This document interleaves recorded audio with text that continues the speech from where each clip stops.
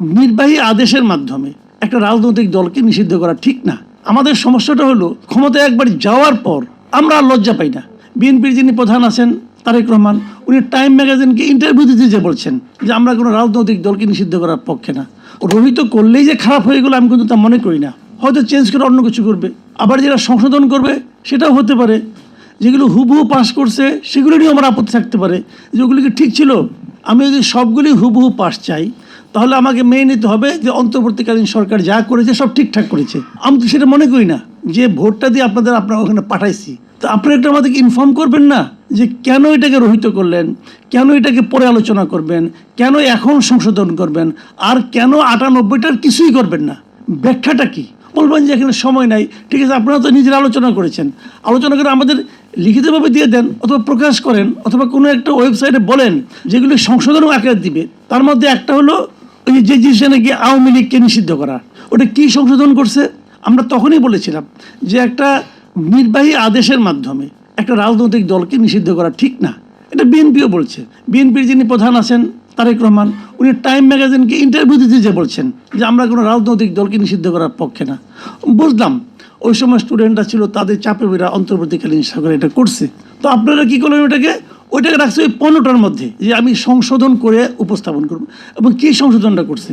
সংশোধনটা হলো এটা যে আগে বিচার চলাকালীন আওয়ামী লীগ কোনো পলিটিক্যাল অ্যাক্টিভিটিস করতে পারবে না।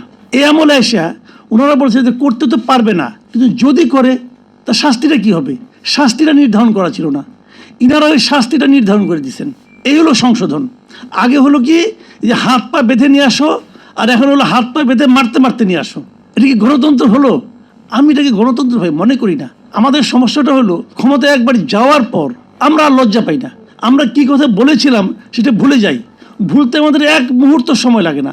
এই বিএনপি তাদের 31 দফায় বলেছে, আপনারা যদি পারেন পড়বেন 31 দফা 21 নম্বর দফাটা।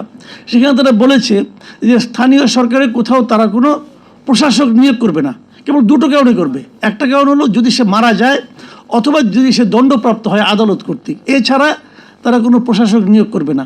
এই কথাটা আমাদেরকে ভোটের আগে আরেকবার মনে করাই দিছে।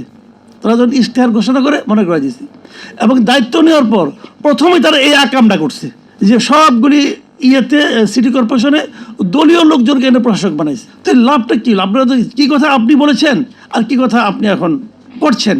আগেরটা কি মুখ দিয়ে বলেন নাই, অন্য কোনো জায়গাতে বলছেন।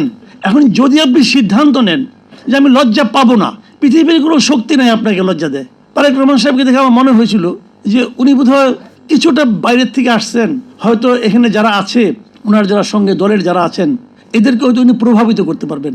কিন্তু দেখলাম কি উল্টা, যারা এখানে আছে এরাই ওনাকে প্রভাবিত করতেছে। বিকাশ পেমেন্টে 10,000 টাকার বেশি অফার, শপিং চলছে তো। উনি প্রভাবিত করতে পারেন নাই। এই বসে বসে ওই যে হলফনামার মধ্যে সম্পদের একটা হিসাব পাওয়া যায়। আমি হিসাব যেটা সাবমিট করছি ওটাকে সত্য বলে বিবেচনা করেছি, করে দেখি সবচেয়ে গরিব হলো তারেক রহমান এদের মধ্যে, অন্যদের মধ্যে ওই হিসাব অনুযায়ী। এখন সবচেয়ে গরিব লোকটা বললো যে আমি সরকারি গাড়ি নিব না, দৈনিক 18 লিটার তেল নিব না, অমুক অমুক অমুক এগুলো আমি নিব না। আর যারা ধনী তারা বললো না যে উনি ওনার মন্ত্রীদেরকে, উনি ওনার দলের নেতাদেরকে মোটেই প্রভাবিত করতে পারেন নাই।